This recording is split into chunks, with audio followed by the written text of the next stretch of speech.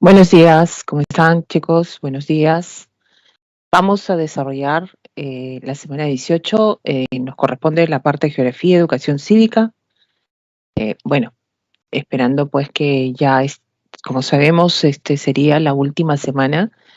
Nos estamos despidiendo prácticamente con el dictado de la semana 18 y esperemos pues al final ya las palabras de despedida con respecto pues a este presente ciclo.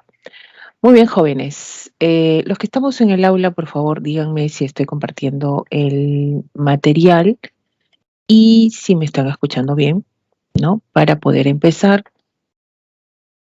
presente semana. ¿Todo bien? A ver, si me pueden corroborar, por favor.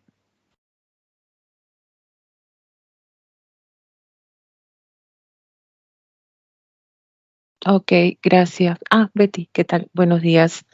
Ok, perfecto. Entonces empezamos, ¿ya? Eh, ¿Qué es lo que vamos a ver esta semana? Vamos a ver la segunda parte de lo que acabamos de ver de continentes.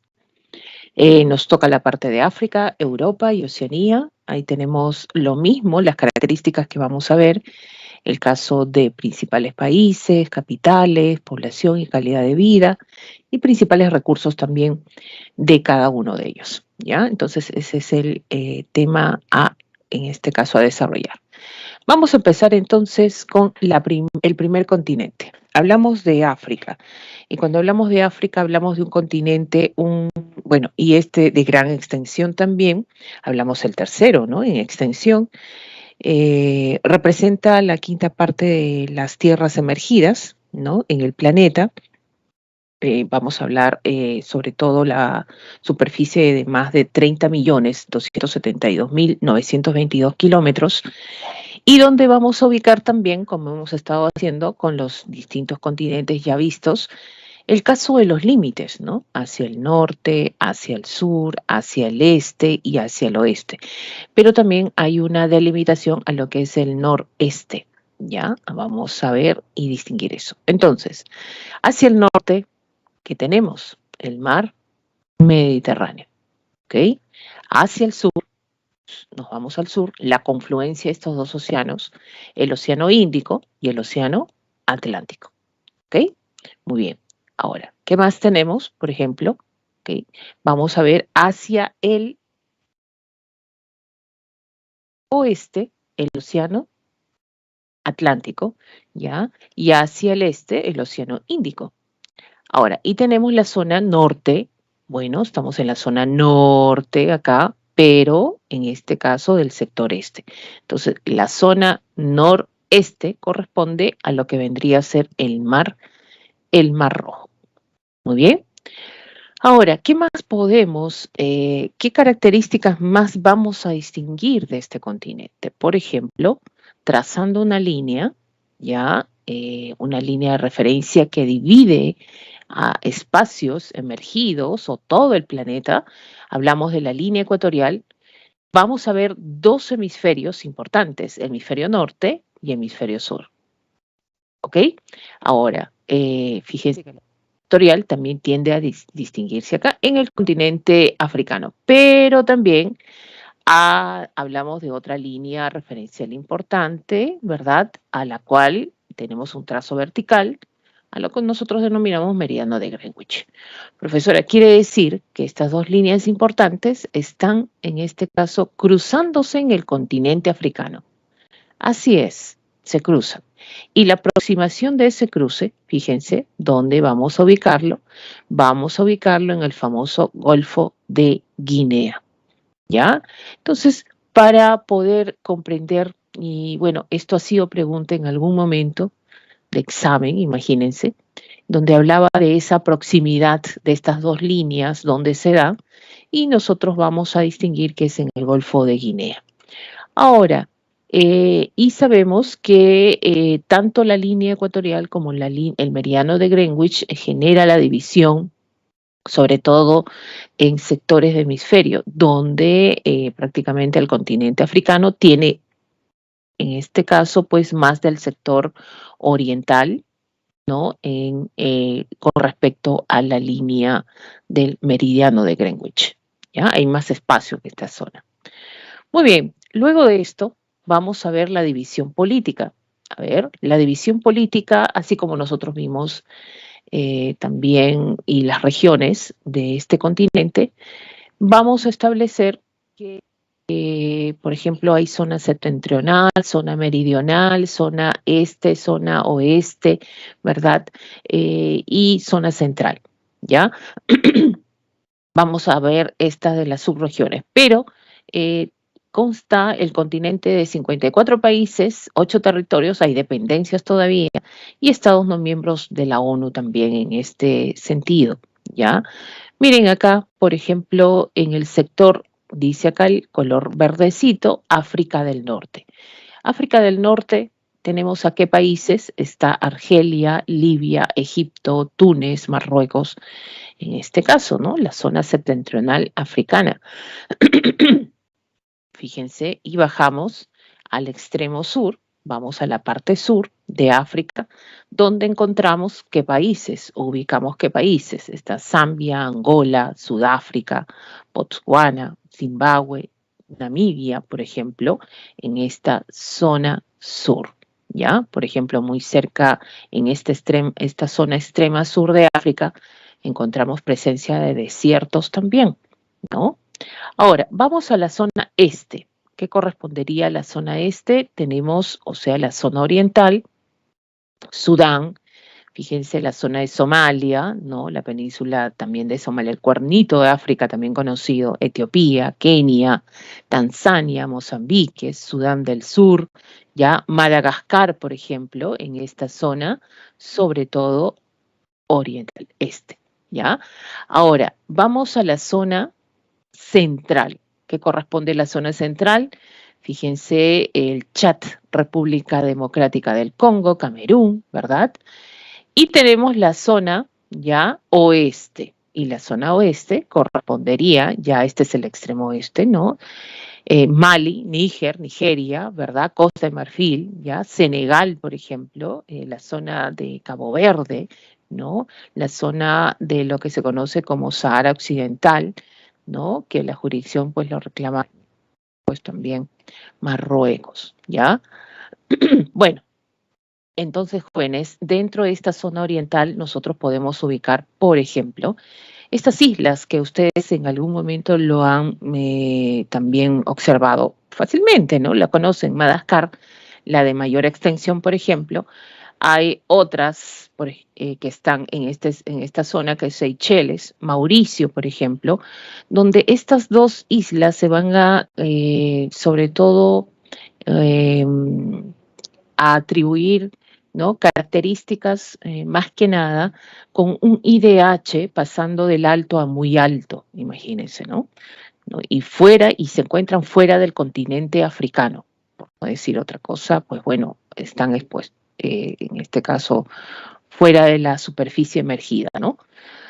Ahora, sabemos que África, por historia, chicos, ¿no? Y eso lo deben saber ustedes también, es que es un continente que a lo largo del tiempo ha sido, pues, colonia de muchos países, ¿no?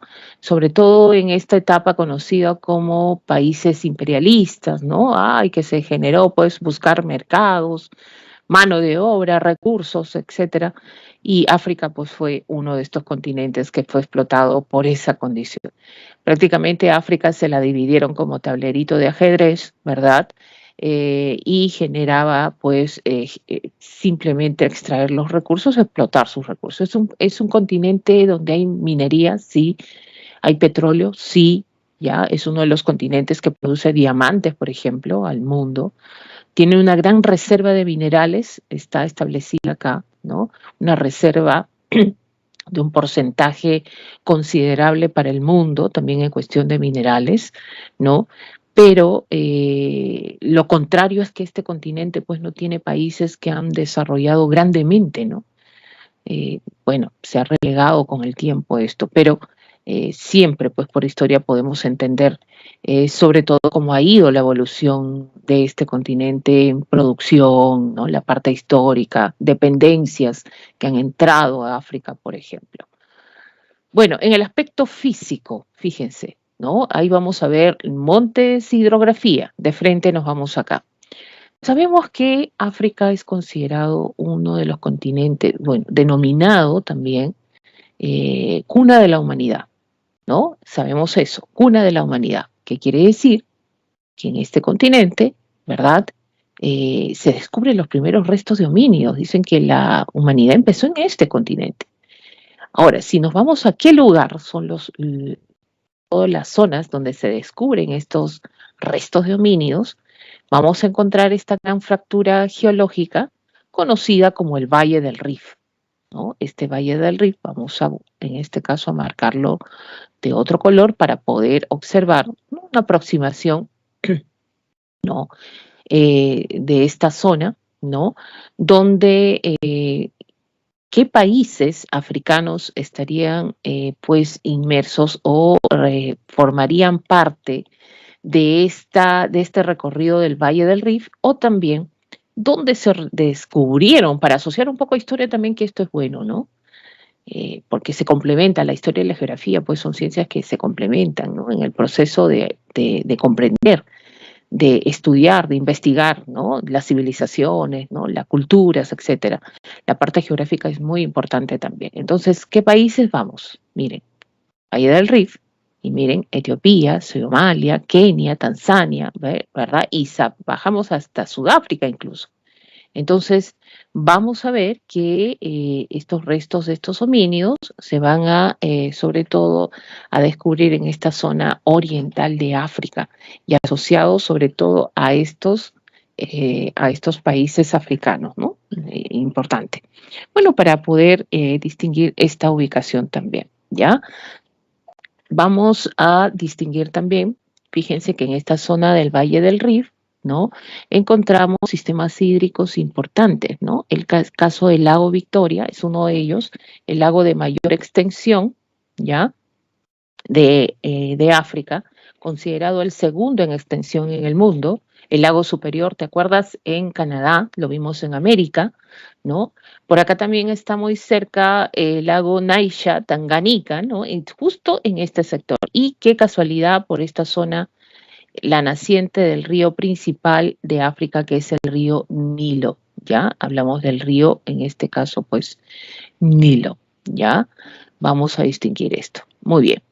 Ahora, a ver, nos corrimos un poquito. Vamos a ver acá. Entendamos lo siguiente. Zona africana, zona de desiertos. Bueno, distinguimos al Gran Sahara, ¿no? Tenemos el desierto de Kalahari en la zona sur, ¿no? El desierto de Libia, cerca y colindante con el Sahara. Ya vamos a ubicar en este caso, pues, este sector, ¿no? El desierto arábigo. Ya tenemos el desierto, en este caso, pues, de Kalahari y Namibia. El desierto de Namibia, que está muy cerca al norte del Kalahari. Ahora, y también hay montes. Acuérdense de esto, chicos, zona de Marruecos, ¿no? Por acá, claro, lo que es Sahara Occidental, la zona septentrional. Acá tenemos los montes Atlas. El extremo sur, montes Drakensberg. Ya, acá tenemos los montes Drakensberg. Muy bien. Ahora, ¿qué más? ¿Dónde encontramos la elevación más importante de África? La elevación más importante de África lo encontramos, fíjense, acá está, es el Kilimanjaro, seguido del Kenia. Ya, seguido del Kenia. Profesora, todo esto en la zona oriental africana. Muy bien. Ahora, mesetas. ¿Hay presencia de mesetas? Así es. Adamawa, Abungi, ya, ahí tenemos en la zona, en este caso central, ya tenemos Katanga, ¿no? Tenemos Bay, por ejemplo, ya esto en la zona sur, por ejemplo, africana, ¿no?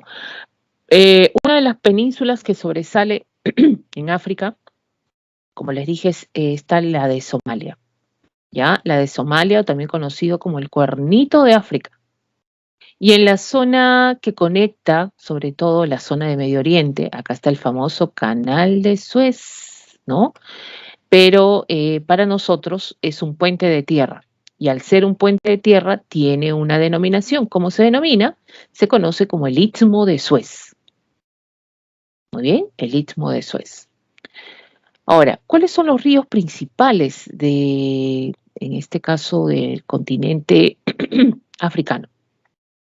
A ver, jóvenes, díganme, ¿cuál de estos ríos, Congo, Zambeze, Nilo, Níger, es uno de los principales del continente africano? Díganme ustedes. A ver, estamos ahí, ya nos despedimos hoy día, jóvenes.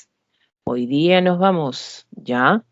A ver, ¿cuál es el río principal del continente africano? Respuesta.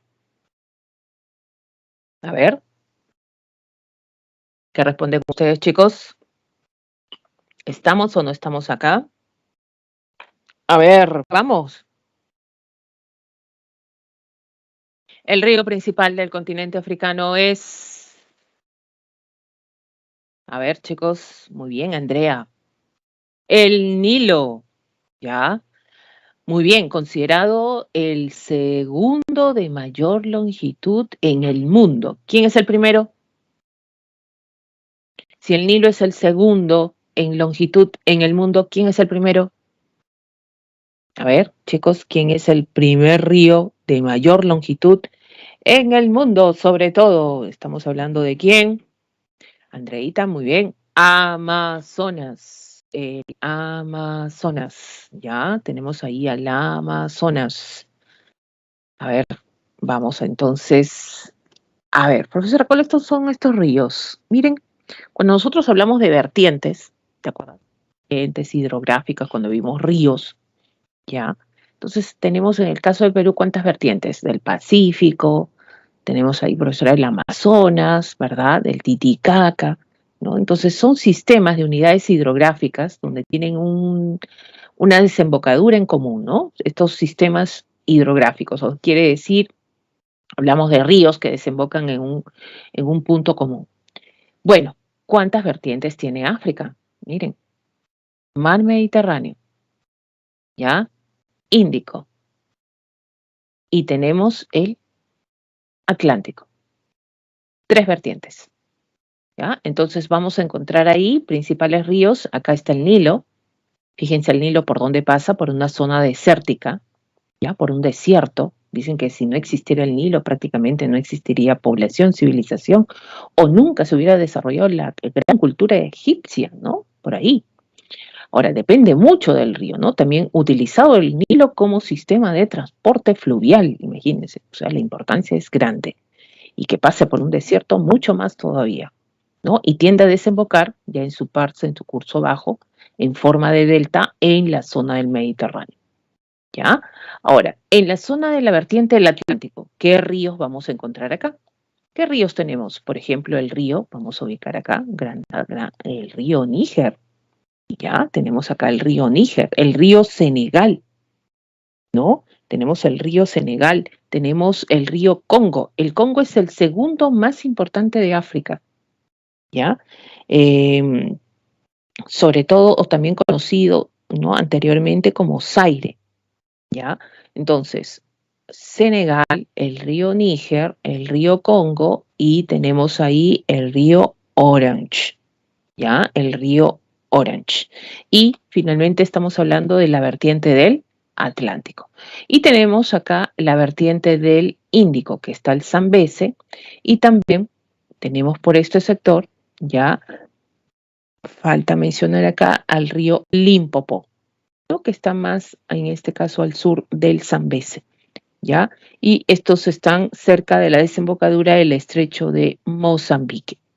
¿Ya? Entonces vamos a generar que estos ríos son y pertenecen a la vertiente del Índico. ¿Ya? Tenemos ahí la vertiente del Índico.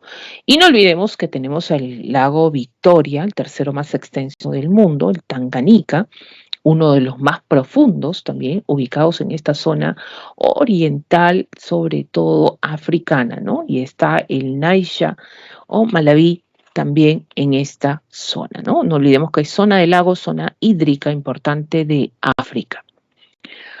Muy bien, chicos. A partir de acá ya vamos a ver la población, los indicadores poblacionales. También vamos a ver la parte de los recursos que tiene este continente. Hablamos población y calidad de vida, ¿ya? fíjense que es un país, es un continente poblado, ¿no? Hablamos de 1.253 millones de habitantes. Dicen que con el tiempo África va a ser uno de los continentes con mayor población, o sea que va a alcanzar el continente asiático, así parece, ¿no? Se distinguen los más poblados, el caso de Nigeria, ¿ya? El caso de Etiopía, el caso de Egipto, ¿no? Las tres ciudades o los países más poblados de África. La densidad poblacional es de 41,3 habitantes por kilómetro, en este caso cuadrado. Y vamos a ver sobre todo algunos indicadores de la densidad de la población en África, un continente que está en crecimiento. Tenemos Egipto, jóvenes, la zona del Cairo, la zona de Alejandría, ¿no?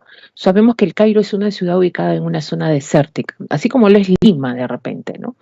Es una ciudad de alta concentración de población, ¿ya? Y miren el dato que se pone acá, en la zona del Bajo Nilo, ¿no? Egipto depende del Nilo, totalmente de acuerdo, ¿no? Su población reside en el valle inferior del río, ¿no? Estrecha franja fértil rodeada de desiertos, o sea, donde hay sistema hídrico, donde hay un valle que genera, en este caso, ciertos recursos, ahí está sentada la población, ¿no? Y rodeada de desiertos.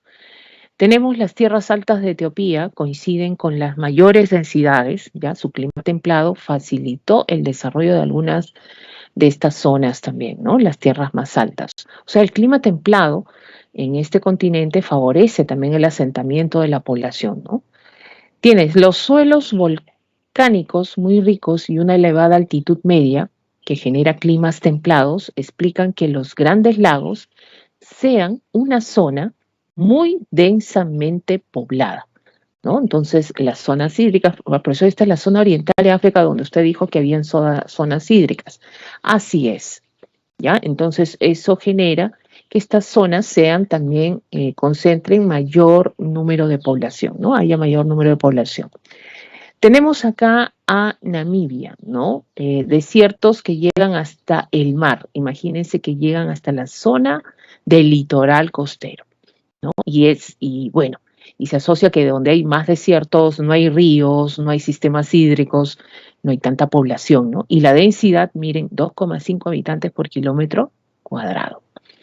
Y en la zona, estamos hablando de la zona, sobre todo en este caso central, el Níger, más de 200 millones de personas viven en Nigeria, el país más poblado de África, sobre todo ubicado en este sector africano, ¿ya? Ahora, en cuestión de las variables demográficas, de los indicadores poblacionales, cuando hablamos de África, jóvenes, fíjense, todas estas variables que vamos a mencionar, ¿ya? Tienden a ser elevadas. Lo único bajo acá es la esperanza de vida. O sea, todo es alto, acuérdense de eso. Cuando te hagan una pregunta acerca de la población africana, estas variables tienden a elevarse, ¿no? El caso de la natalidad, mortalidad, la mortalidad infantil también, la fecundidad, el analfabetismo, ¿no? Todo esto tiende a elevarse, ¿ya? Por la calidad de vida de esta población, ¿no? En su mayoría, en el continente africano. Hay lugares donde sí hay más desarrollo, así es, ¿ya? Fíjense, ahí tenemos la distribución de la población. Más del 50% de la población es rural. Ahora, si más del 50% de la población es rural en África, ¿qué significa? ¿Qué actividades económicas son las que priman? ¿No? Entonces, si es más rural, entonces ahí priman las actividades primarias, ¿no? Priman las actividades primarias. ¿No? Entonces, si hay más actividades primarias, ¿cuál es la actividad que más se desarrolla en África? La agricultura. Ahí tenemos ahí la agricultura, pero una agricultura no tecnificada, intensiva, no, sino extensiva y en este caso limitada. ¿Ya? Por ejemplo, ahí parte nomás ahí de la población de África.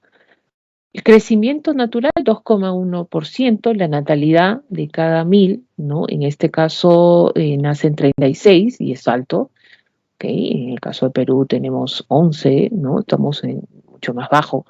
Mortalidad 12 por 1000, cada 1000 africanitos mueren 12, ¿ya? Y la mortalidad infantil es mucho más alta, ¿no? Cada 1000 personas, ¿cuántos fallecen? 41. ¿Ya? De esta manera se establece esta variable y es lamentable, ¿no? O sea, ¿qué quiere decir la mortalidad infantil? La mortalidad infantil es que estos niños no llegan a cumplir el año de vida, imagínense, ¿no? Entonces ahí viene pues a elevar esta tasa poblacional. Fecundidad 4,75 hijos por mujer. O sea, profesores, no, 4 a 5 hijos por mujer. Esa es la fecundidad en África. Es alta, ¿no? Y analfabetismo, ¿ya? Analfabetismo, jóvenes, ¿qué significa ser analfabeto? ¿Alguna vez has escuchado decir, ay, él es un analfabeto informático? ¿No? Analfabetismo, jóvenes, ¿ya? Es que no saben leer ni escribir. Entonces, los varones, un 27,6 en este caso por ciento, y las mujeres, un 45,3%, ¿no? Es alto el caso de las mujeres sobre todo. Ahora, tenemos países con mayor tasa de fecundidad, el caso de Níger, el Níger tiene el primer lugar, 7,24, hasta Nigeria 5,53, ¿no? Y los demás tienen esa misma categoría.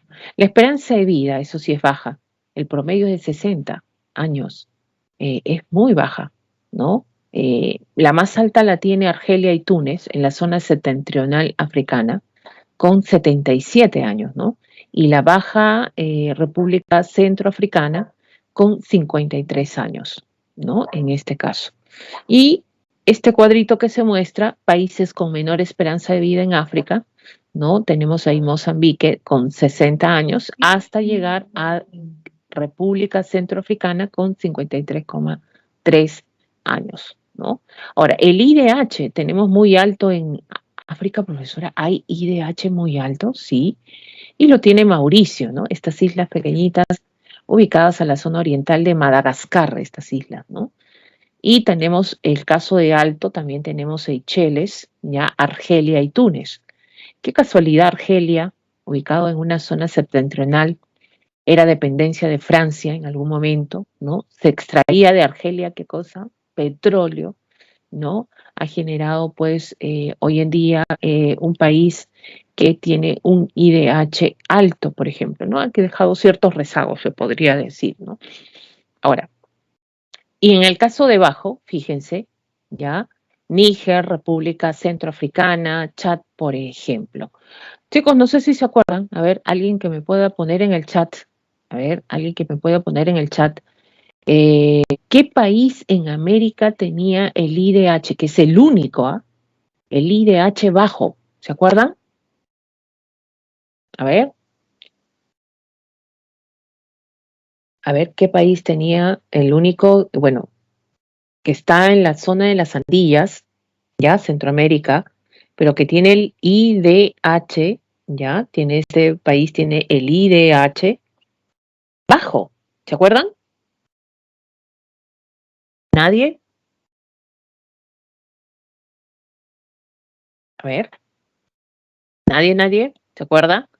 ¿Qué país tenía el IDH bajo en América? ¿No se acuerdan, chicos? ¿No? A ver, estamos en otras, parece, ¿no? Vamos a ver. El IDH bajo. ¿A quién nos estamos refiriendo? A Haití. Ya, si es que no se acuerdan, Haití. Y Haití, pues jóvenes, no llega a 0,3. Mira estos países en África, Níger, República Centroafricana, Chad, 0,394, 0,397, 0,398, ¿no? Y Haití está en 0,5. Entonces hay mucha diferencia. Vemos la realidad, sobre todo en este caso de la población africana, que es mucho más baja, incluso en países de IDH bajo en América, ¿no? Comparándolo un poco.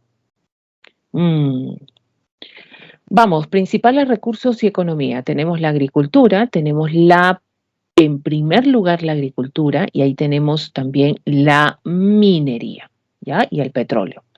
Bueno, la base de la economía africana es la agricultura, predomina la extensiva y la de subsistencia. La agricultura, hay agricultura intensiva, pero bueno, no es que la población, sino está a cargo de multinacionales que exportan recursos del continente africano, exportan café, algodón, cacao, en este caso maní, aceite de palma, tabaco, cítricos, etcétera, ¿no? Tienen a ser, fíjense, esta agricultura de subsistencia que es más que nada para el consumo de ellos mismos, ¿no? No es para llevarlo a un mercado, intercambio, comercio, no. ¿No? Es de subsistencia más que nada la agricultura que se desarrolla en gran porcentaje de la población, sobre todo africana, ¿ya? La minería y el petróleo. Bueno, África concentra el 30% de reservas mundiales de minerales. Ahí tienes, por ejemplo, el petróleo, el gas natural, ¿verdad? ¿En qué países? ¿No? Hablamos de Nigeria, Angola, Libia, Argelia, República del Congo. ¿No? Y si nosotros vemos este mapita de distribución de recursos, este mapa sobre todo, fíjense, habla de esta gran reserva de minerales y miren dónde se ubica en la zona oriental, ¿no? La zona parte de la zona central también. Oro, diamantes, fíjense, diamantes, uno de los principales productores de diamantes es África, ¿no? Tienes ahí petróleo, esto fue pregunta de examen en algún momento, donde había sobre todo pues explotación petrolera en la zona africana, el continente africano, fíjense, la zona septentrional y parte de la zona central también, ¿no? Encontramos más que nada, pues, explotación de petróleo. Ojo, chicos, ¿qué países podemos encontrar acá, no? Profesor, está Egipto, está Argelia, está Libia. Ah, coincide, ¿no? Tenemos en esta zona, ¿no? Y Nigeria también en la zona ya central de recurso de explotación importante de petróleo africano. No olvidemos, ¿ya? Esto para ustedes. Vamos a Europa. Bueno, en el caso de Europa, para ya estamos terminando esta partecita, fíjense la noticia, hablamos de 10.559.358 kilómetros cuadrados, ¿no? Donde vamos a encontrar, estábamos hablando de África por con ciertas limitaciones en sus características generales, ¿no? Pero no, pues chicos, acá vamos a hablar del país, países ubicados en este continente del primer mundo, como ellos se denominan, por ejemplo, ¿no? Países donde se desarrolla, por ejemplo, industria, ¿no? El mayor desarrollo de su economía es a través de la industria, por ejemplo, ¿no? Y vamos a distinguir, por ejemplo, ya la ubicación de puntos cardinales, ¿no? Hacia el norte, ¿no? El océano glaciar ártico. Hacia el sur tenemos, en este caso, pues, al Mediterráneo, ¿ya? Hacia el este, colinda con Europa y Asia, pero es dividido a través de los montes Urales, ¿no? Y esto baja también, sí, porque fíjense, los montes Urales, el río Ural cruza por estos países, Mar Caspio y finalmente la delimitación, ¿no? Hacia la zona de Medio Oriente, ¿no? Y es por eso que en este trazo de delimitación vamos a encontrar países transcontinentales, ¿no? Países que están conformando tanto Europa como Asia, ¿no? Tenemos a Rusia, por ejemplo, Kazajistán, ya, Georgia, Armenia, Turquía, por ejemplo, Azerbaiyán, ¿no? Que son considerados países transcontinentales, ¿ya? Transcontinentales. Vamos a otro mapita, miren, ¿no? Sabemos que en Europa, bueno, sabemos que el viejo continente, así como se denomina, ¿no? Pues existe este tratado, ya, este tratado político monetario conocido como el Tratado de Maastricht. Este Tratado de Maastricht hace que, más que nada, se tenga a generar la famosa Unión Europea. Entonces, todo lo que ves de azulito, ¿no? Son los países que están conformando hoy en día la Unión Europea. El que se acaba de salir hace poco, está de verdecito, que es en este caso Gran Bretaña, ¿no?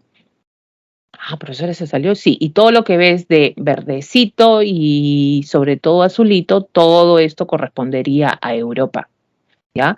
Profesora, entonces el tratado de Maastricht hace que todos estos países de azul utilicen una sola moneda, así es, el euro, ¿no? Prácticamente, ¿no? Los rige. Pero si hablamos del continente europeo, es todo esto, ¿ah? Todo esto. Entonces ahí nuevamente vamos a ver pues esta delimitación, ¿no? Están los montes Urales, miren, ¿no? El río Ural, que también sirve de límite frontera entre estos dos continentes, ya ahí está el mar Caspio, ¿no? Se genera la presencia de Turquía, pero Turquía algunos lo atribuyen para el sector también eh, asiático, es verdad, ¿no? Pero más que nada la zona de Constantinopla, ustedes lo deben conocer, que hoy día pues es Estambul, también es esto parte de la jurisdicción, bueno, pertenece y lo atribuyen a la zona europea, ¿no? Por este lado. Ahora, con respecto a la parte política, ¿no? Hablamos de 50 países, 43 europeos, 7 euroasiáticos, por ejemplo, ¿no? En esta distribución política. Y tenemos, por ejemplo, ahí los países más poderosos en el continente europeo, ¿no? Ahí, bueno, tenemos, está sobre todo Alemania, ¿no? Está Francia, está Reino Unido y está Italia.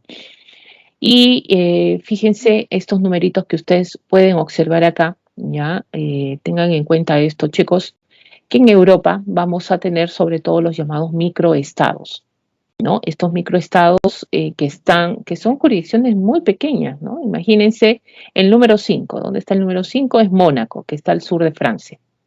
Y hablamos de 2 kilómetros cuadrados de extensión nada más, ¿no? De este estado pequeño. Entre Francia y España, fíjense, ¿a quién tenemos acá? Estamos hablando de Andorra, ¿ya? Estamos hablando de Andorra. Tenemos, por ejemplo, en Italia, hay dos estados independientes. El caso de uno y dos es San Marino y el Vaticano, ¿no? San Marino y el Vaticano. Tenemos, por ejemplo, entre la zona de Bélgica y Alemania, ¿no? Tenemos Luxemburgo. Ahora, en la zona de los Balcanes, ¿no? En la zona de los Balcanes tenemos el 8 y 9. ¿Qué cosa? Ustedes se acuerdan, no sé, esto lo deben saber también por la parte de historia, la guerra de los Balcanes, ¿no? Donde pues parte de esta jurisdicción, porque entró en conflicto. Antes existía pues formación de este estado conocido como Yugoslavia y esto pues después de la caída de la URSS, prácticamente el líder serbio también murió y pues finalmente estas etnias que conformaba Yugoslavia quisieron buscar su independencia, ¿no? Tenemos ahí Bosnia, Croacia, ¿verdad? Y finalmente entraron en un conflicto porque Serbia no quería esa disolución, que se disuelvan justamente, ¿no? Que quería conformar todavía la llamada Yugoslavia. Es por eso que se van a conformar estos estados independientes. El caso de Bosnia, que también es un estado pequeño, ¿no? Acá tenemos Montenegro, ¿ya? Tenemos Montenegro, ¿no? Que es pequeñito, y 9, que es el más chiquitito de todos, que está dentro y pertenecía a la jurisdicción de Serbia, ¿no? Que es Kosovo, ¿ya? El estado más pequeño en esta zona, ¿no? Kosovo. Imagínense, pues, Kosovo. Algo así como que la provincia constitucional del Callao quiere ser un país, ¿no? Dentro del Perú. Algo así fue y el conflicto fue grande, ¿no? Más que nada. Muy bien, jóvenes. Entonces, luego de esta división política ya nos estamos orientando dónde nos ubicamos, en qué lugar estamos, ¿no? Miren, la zona nórdica, la península, profesora, acá tenemos, miren, Escandinava, ¿no? Acá están los países nórdicos, Finlandia, Suecia, Noruega, por ejemplo, ¿ya? Tenemos acá a Islandia, ¿no? Fíjense, estas zonas, por la ubicación, son zonas netamente frías, ¿no? Es la característica de estas posiciones de estos estados europeos. Tenemos ahí Letonia, Estonia, Lituania, Bielorrusia, Ucrania, ¿no? Que pertenecían pues a la Unión Soviética, que hoy forman parte de la jurisdicción, sobre todo pues europea, ¿no? También ahora ya con esa independencia también, ¿no? Georgia, Armenia, ¿no? Azerbaiyán, ¿no? Y este es el sector oriental, sobre todo el sector oriental europeo, ¿ya? Y vamos a los países mayormente conocidos como más poderosos, están en la zona occidental, ¿ya? La zona occidental europea, ¿no? Reino Unido, bueno, todo esto con Irlanda, Reino Unido e Irlanda se conoce como las Islas Británicas, ¿no? Ahora, y Irlanda, pues es una jurisdicción aparte. El Reino Unido está conformado por Inglaterra, Escocia, Gales, por ejemplo, ¿no? Para poder distinguirlo. Ahora, tenemos ahí los Países Bajos, antes conocido como Holanda, Dinamarca, que prácticamente es una península nada más chiquita, ¿no? Ahí encontramos esta península de Jutlandia, ¿ya? Alemania, ¿ya? Checoslovaquia, Polonia, ¿no? Tienes Austria, Eslovenia, ¿no? Y esto ya es la zona, en este caso, balcánica, ¿no? Ya estamos ingresando a este sector europeo. Italia, ¿ya? Suiza, Bélgica, ¿no? Tienes ahí Francia, Andorra, ¿no? Hay Mónaco, España, Portugal, ¿ya? Y vamos en este caso a la siguiente parte también. Bueno, chicos, entonces pasamos nuevamente a repetir esto, principales países de Europa, Alemania, Austria, España, Francia, Italia, Reino Unido y las respectivas capitales, sobre todo. Países Bajos, Ámsterdam, ¿no? Suecia, Estocolmo, ¿ya? Tienes ahí Polonia, Varsovia, ¿ya? Y los 7 euroasiáticos, acá está. Azerbaiyán, Grecia, Kazajistán, Rusia, Turquía, Georgia y Armenia, ¿no? En este caso.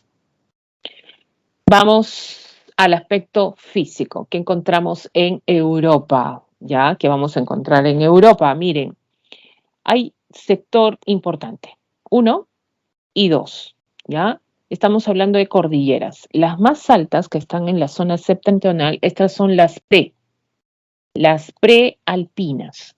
Tienden a considerarse, bueno, las más antiguas, dicen también, ubicadas en esta septentrional del continente europeo.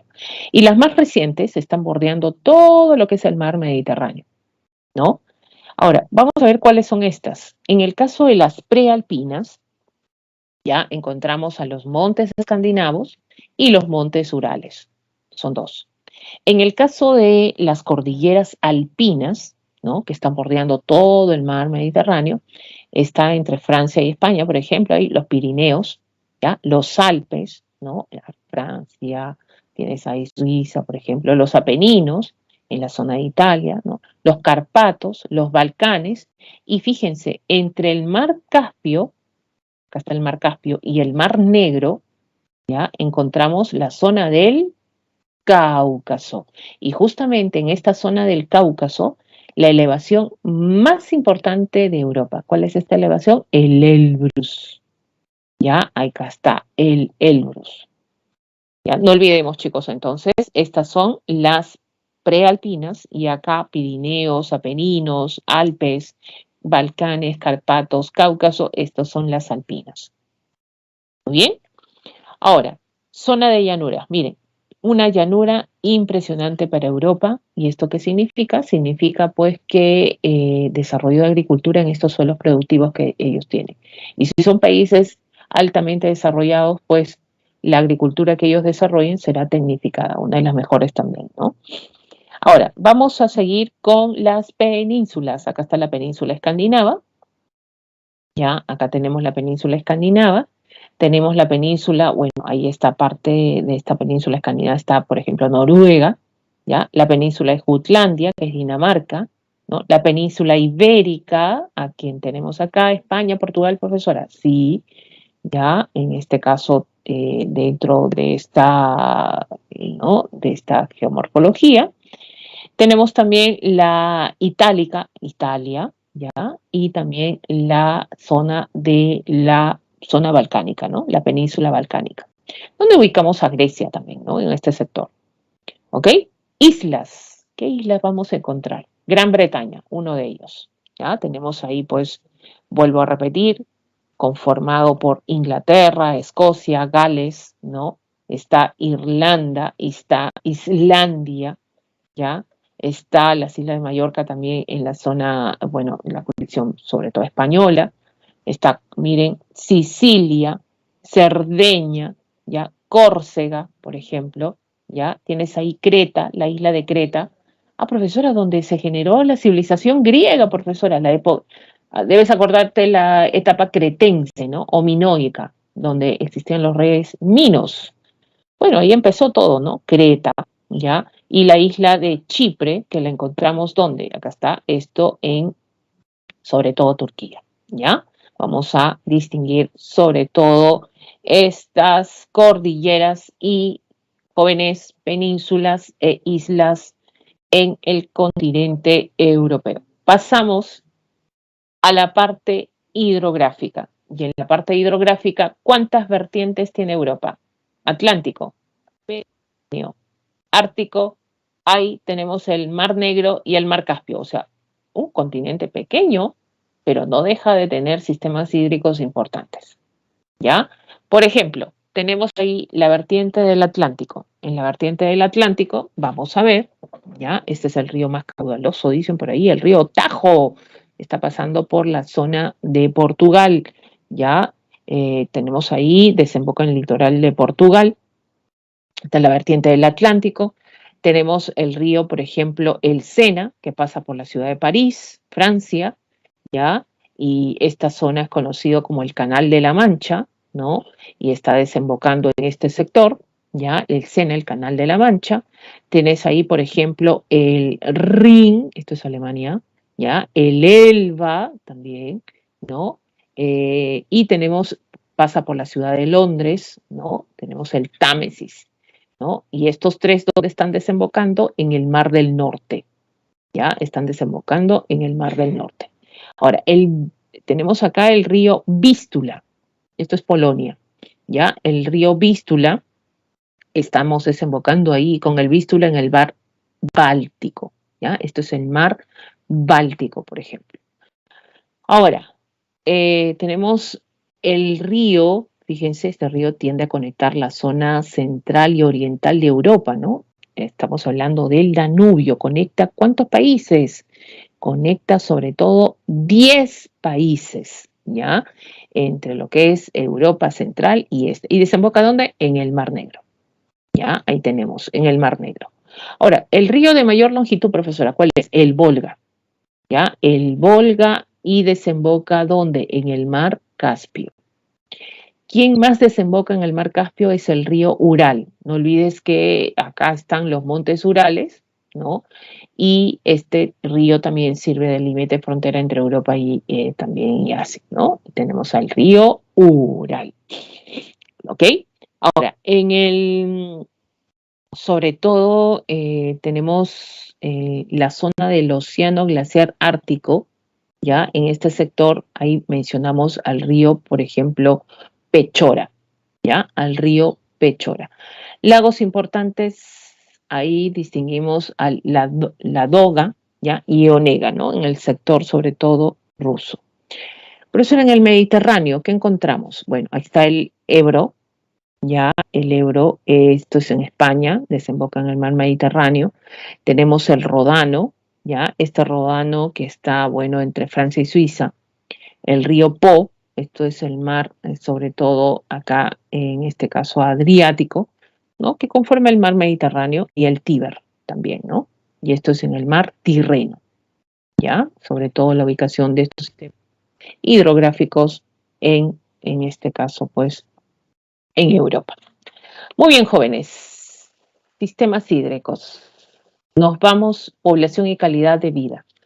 Esta población y calidad de vida, hablamos de población absoluta de 747 millones de habitantes. Bueno, el país más poblado lo tiene Rusia, ya seguido de Alemania, y también tenemos Francia.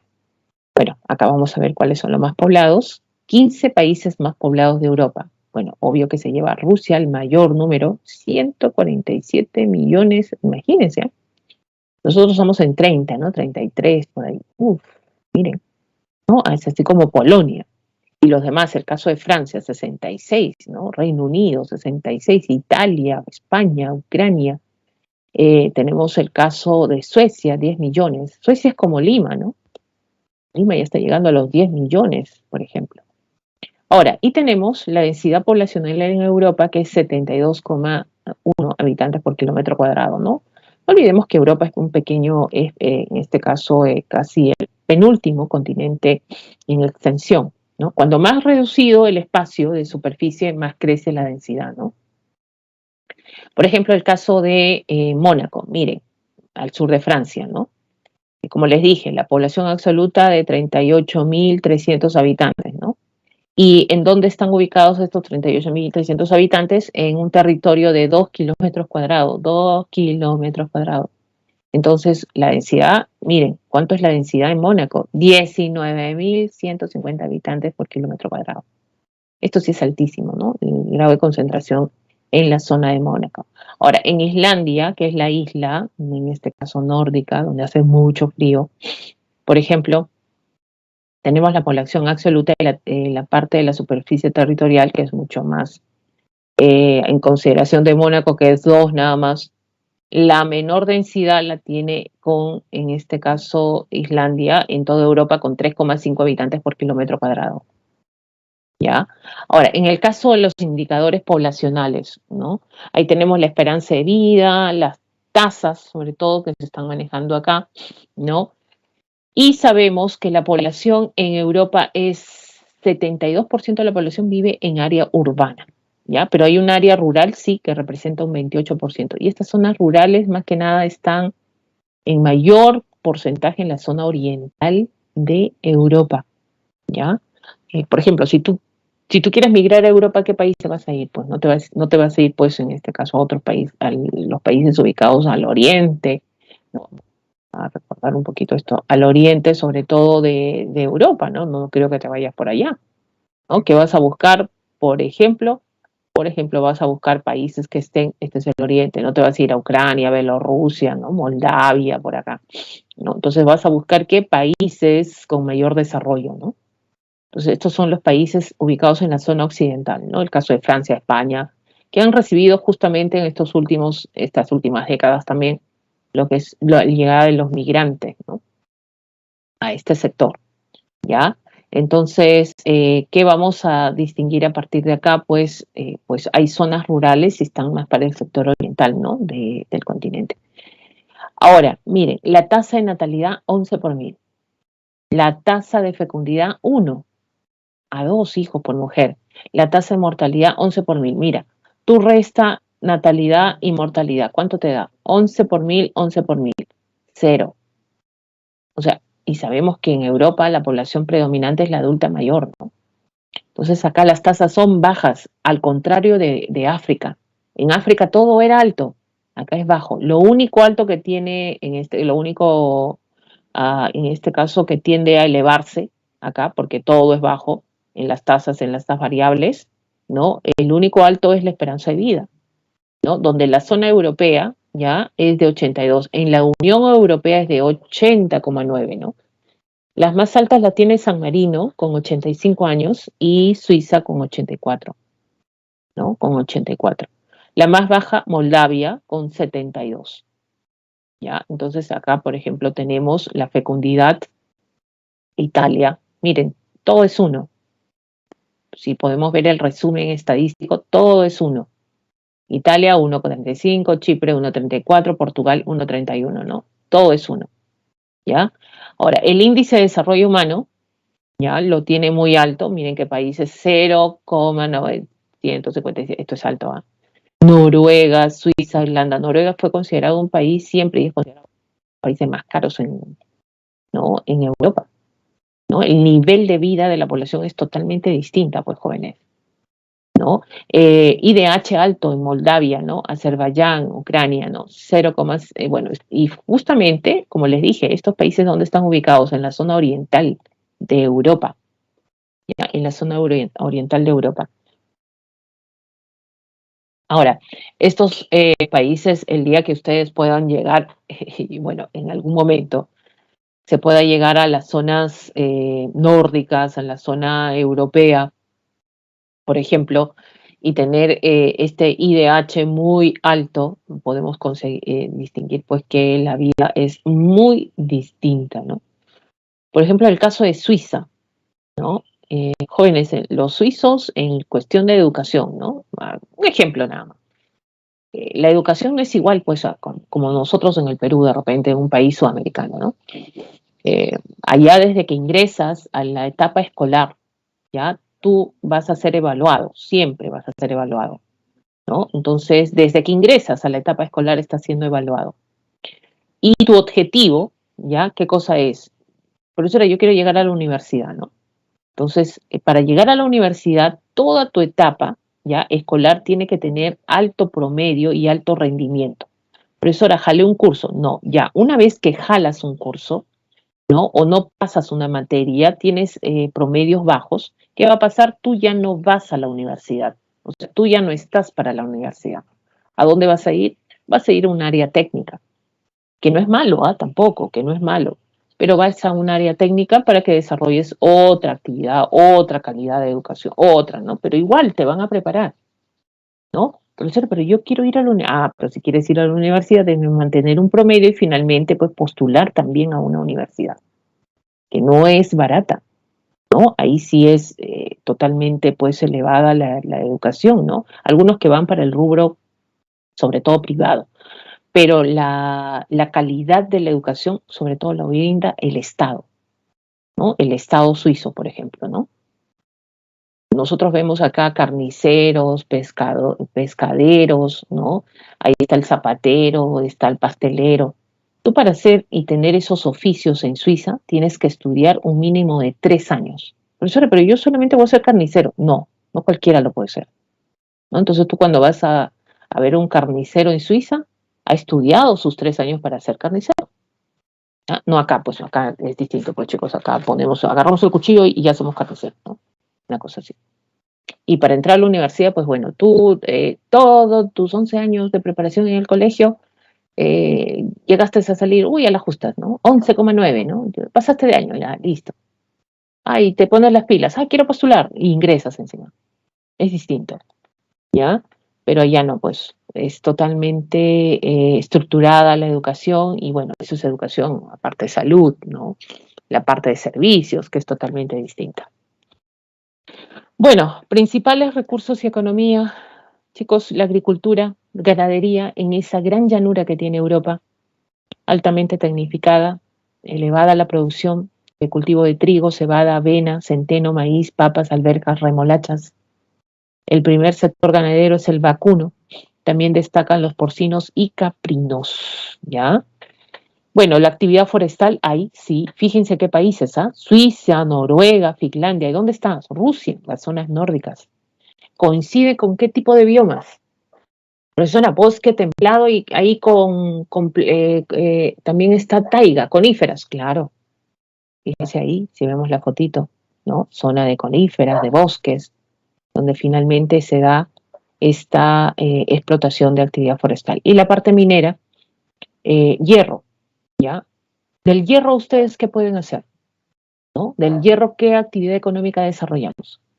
Si la materia prima es hierro para ti, ¿qué actividad económica desarrollamos? Siderúrgica, producción de acero, ¿no? Por ejemplo, ahí tienes y carbón mineral, ¿no? Y destaca Rusia, Polonia, Reino Unido y Alemania, ¿no? Y ahora, petróleo, ¿dónde hay petróleo? Y gas natural, Noruega, Rusia, por ejemplo, ¿no?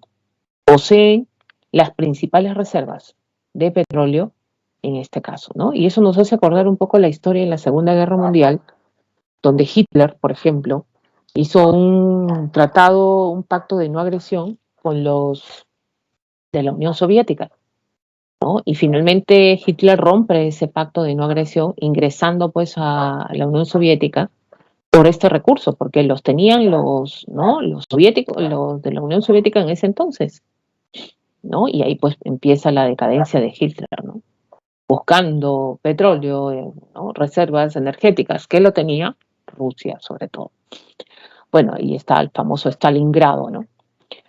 Bueno, chicos, y la industria es tecnológicamente muy avanzada, ¿ya? Emplea la PEA, 25,4%, es alta en toda Europa, ¿ya?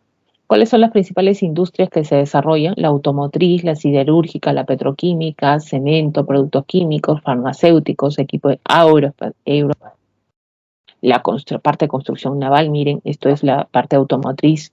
Francia se destaca por estas grandes marcas, sobre todo que se distinguen, y esto es la industria digitalizada en Alemania. Imagínense cómo ha avanzado esto, ¿no? Ahora, las áreas industriales abarcan qué países. Entonces, muchos por eso migran a estos países, ¿no? Tienes Reino Unido, Francia, Alemania, Países Bajos, Bélgica, Suiza, Austria, norte de Italia, sur de Suecia, Noruega y norte de España. Entonces, obvio que la migración se concentra más en este sector de Europa. Vamos al último continente, ya estamos hablando de qué continente, estamos hablando de Oceanía, y Oceanía es un continente insular, ya, insular.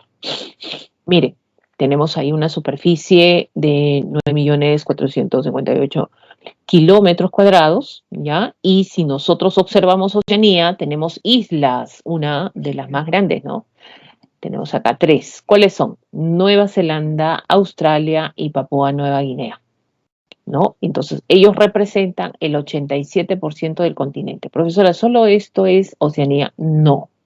Tenemos 25.000 islas distribuidas en todo este sector, sobre todo también en su mayor lado del Pacífico, ¿ya? Bueno, ahí está Tasmania, conocen Tasmania, que está a la zona sureste de Australia, ¿no?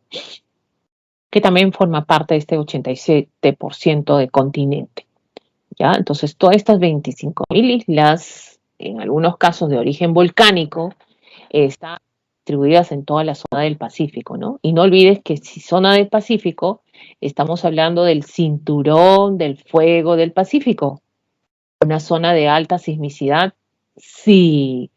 Presencia de volcanes, cordilleras, sí. ¿No? Y encontramos en la zona de la Micronesia, acá, una fosa, las fosas marianas, la de mayor profundidad en el mundo. ¿Ya? 14 países independientes y hay dependencias. Bueno, acá ingresaron a Oceanía, pues a colonizar, ¿no? Hoy día ya no se llaman colonias, hoy día se llaman dependencias. Tenemos, por ejemplo, llegaron los ingleses, franceses, ¿no? Estuvieron por acá también, japoneses, ¿no? Norteamericanos, ¿no? No, Estados Unidos también ingresó y hay unas dependencias todavía hasta la fecha, ¿ya? Regiones, ¿cuáles son las regiones geográficas que tiene este continente? Australasia, Melanesia, Polinesia y Micronesia. Ya vamos a distinguir sobre todo estas regiones importantes. La Australasia lo comprende Australia y Nueva Zelanda. Así de simple.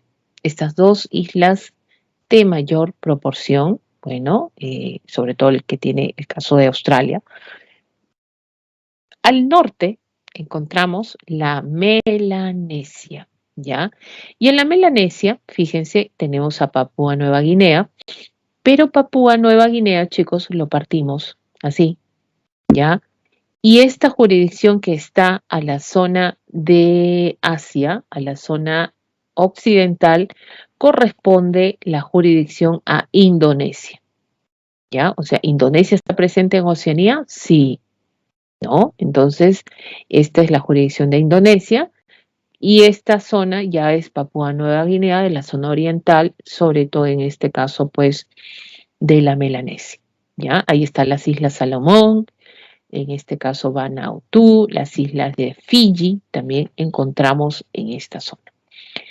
Y las islas más pequeñitas, fíjense que están al norte de la Melanesia, que es la Micronesia. Ahí están los estados federados de la Micronesia. La isla de mayor proporción es Guam, acá está la isla de Guam, ya, donde la jurisdicción lo tiene Estados Unidos.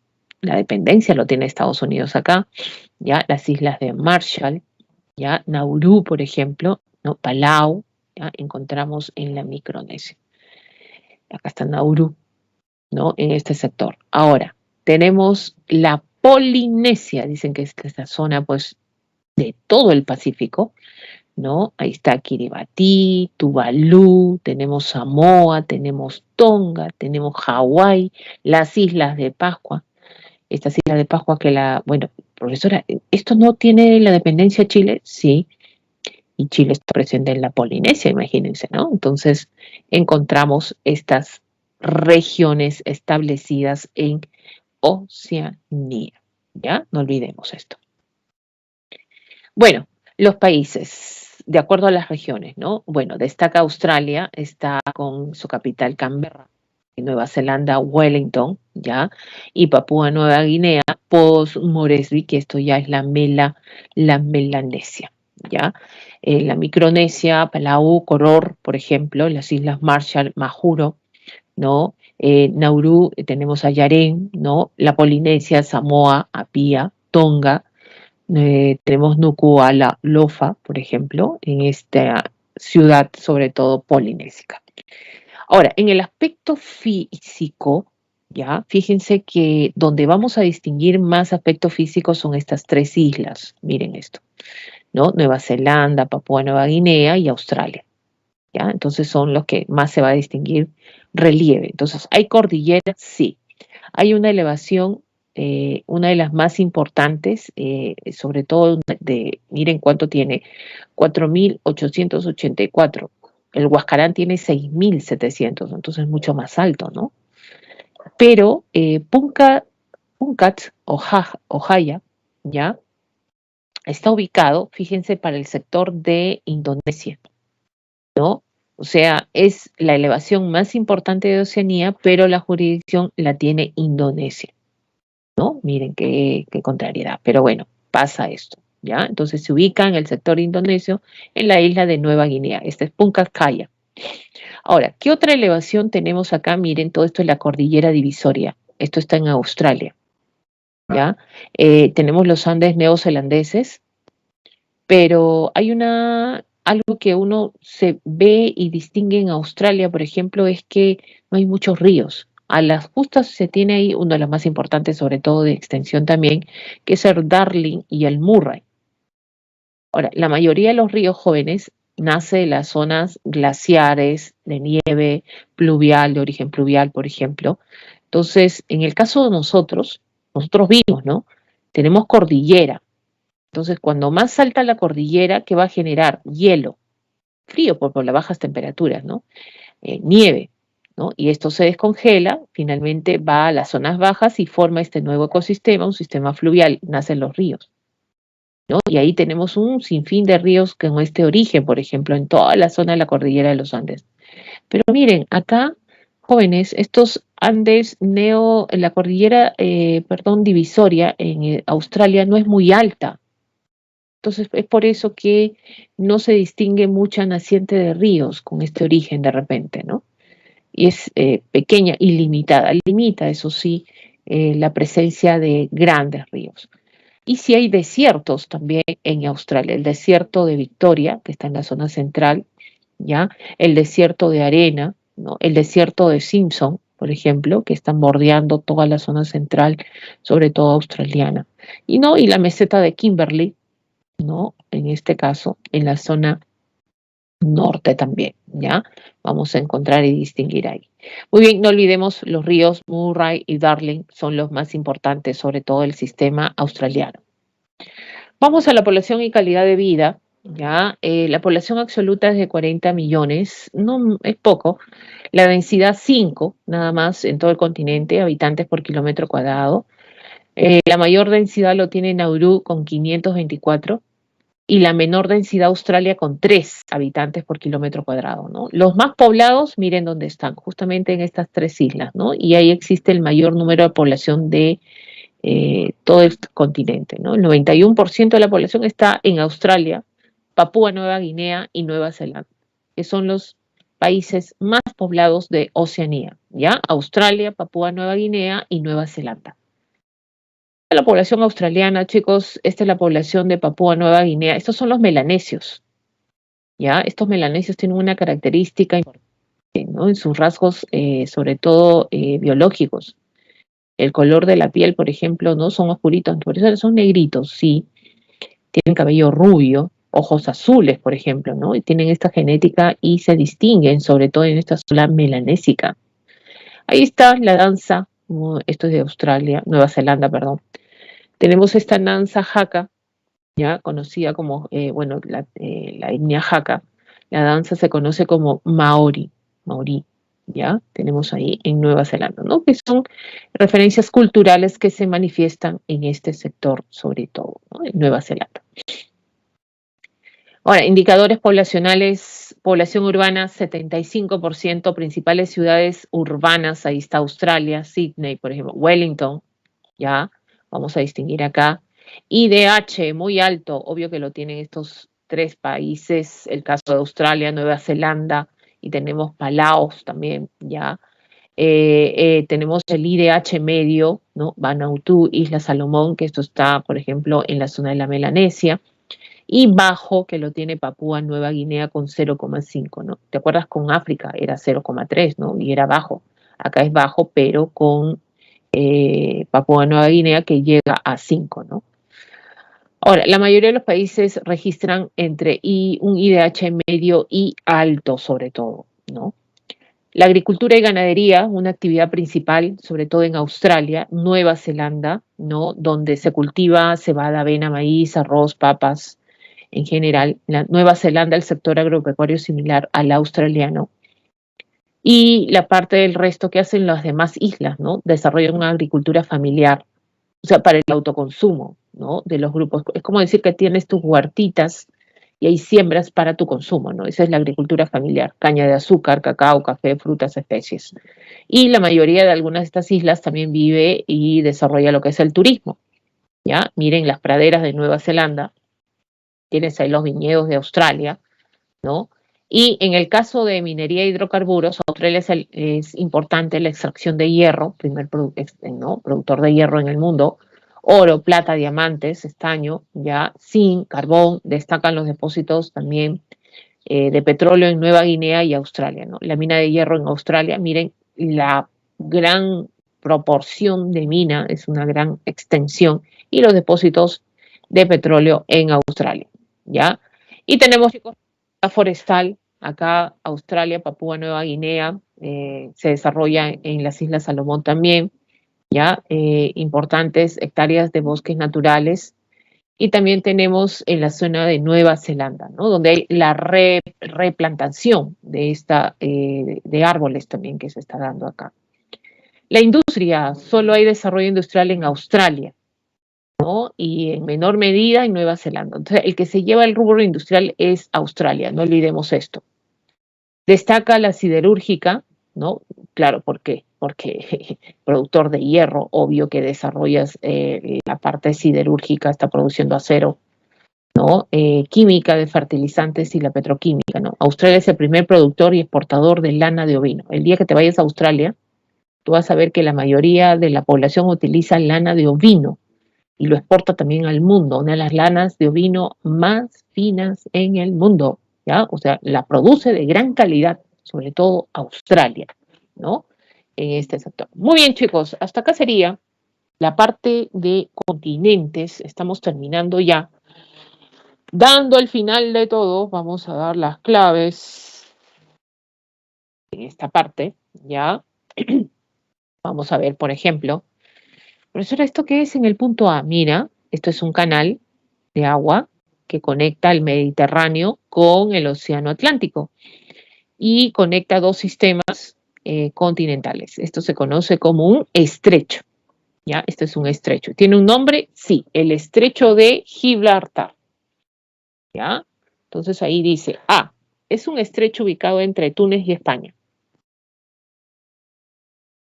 ¿Tú qué dices? Es un estrecho ubicado entre Túnez y España.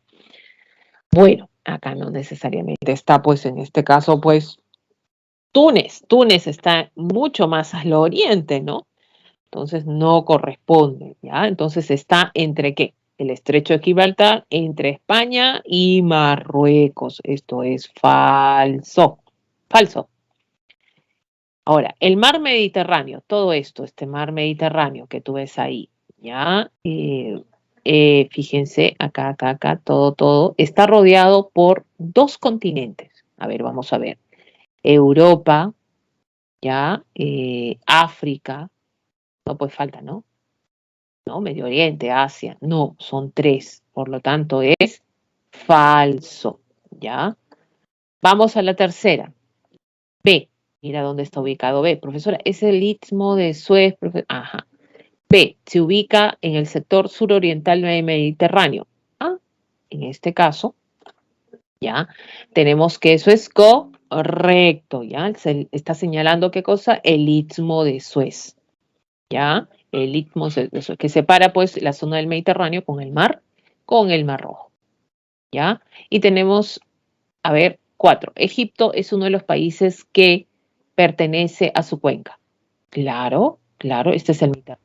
Desemboca en el mar Mediterráneo. El río, en este caso, hay países, claro, ahí está el Nilo, ¿no? Y Egipto está acá, claro, eso es correcto, ¿ya?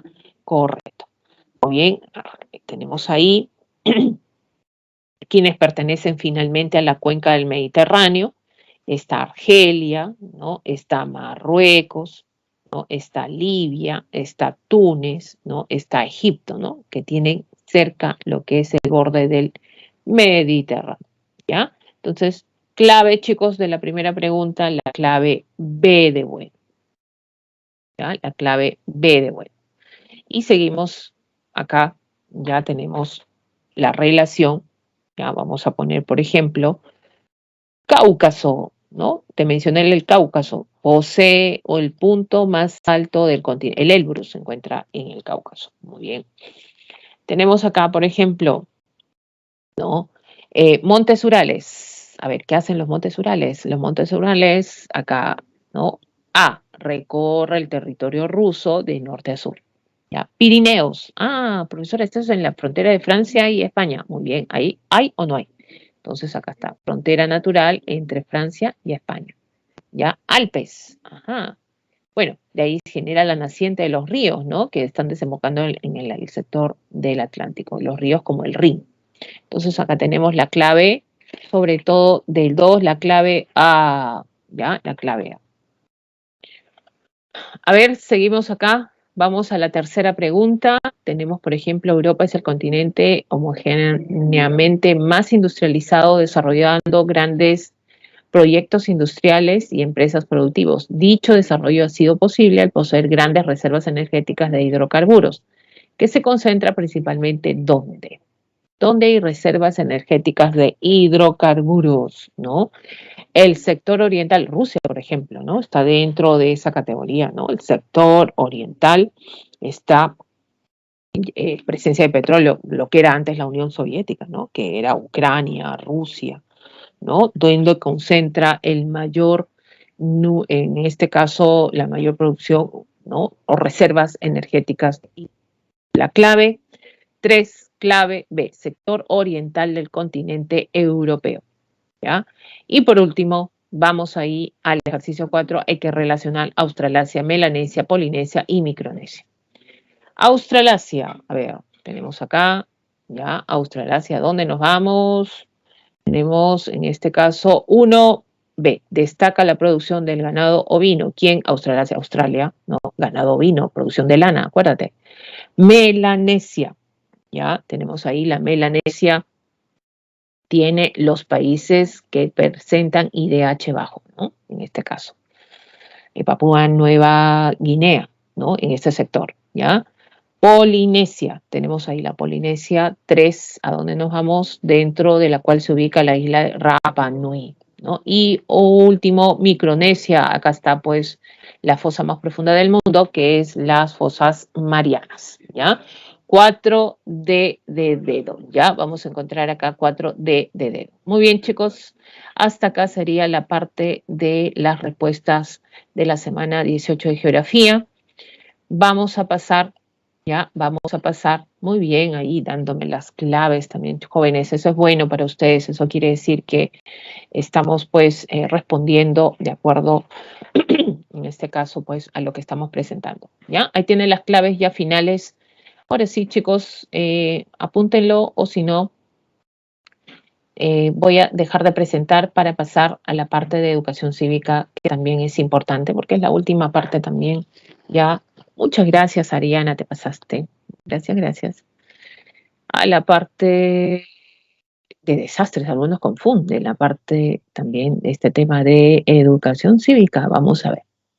Pero es fácil, chicos, no se preocupen. Ya, vamos a ver acá.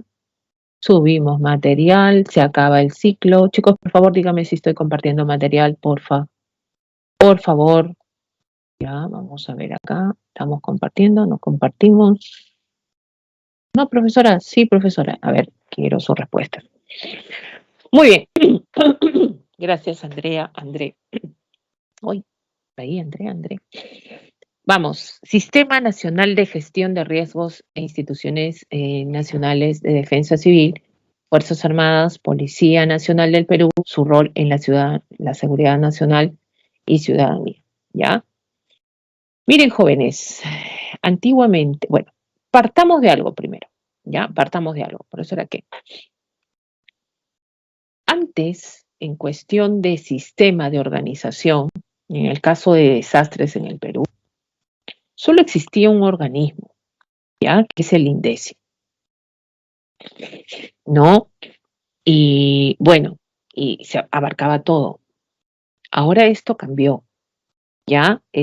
Hay un sistema de organización hoy en día para entender de cómo se maneja si nosotros como países, como país sobre todo, estamos expuestos a desastres, ¿no? Entonces, esto fue en el gobierno de Ollantumala que se crea todo este sistema. Entonces va a ser un sistema de gestión, ¿ya? Es un sistema que gestiona. Ahora, ¿quiénes trabajan en este sistema? Obvio los que nos gobiernan, pues, ¿no? ¿Quiénes nos gobiernan? El gobierno nacional, el gobierno regional, el gobierno local. Todos ellos van a eh, ponerse de acuerdo para finalmente decidir en caso de desastres qué hacer. ¿Ya? Ahora, miren, entonces, ¿somos un país expuestos a desastres? Sí. A ver, chicos, escríbanme en el chat, ¿a qué desastres estamos expuestos nosotros de origen natural? A ver, eso ya lo hemos visto en una semana. ¿Ya? Díganme ustedes, ¿a qué desastres naturales estamos expuestos nosotros? En otras palabras, la población peruana. A ver, dime qué desastres pueden ser. Algo que ustedes puedan ya escribir a huaicos, muy bien, tsunamis, claro, sigan.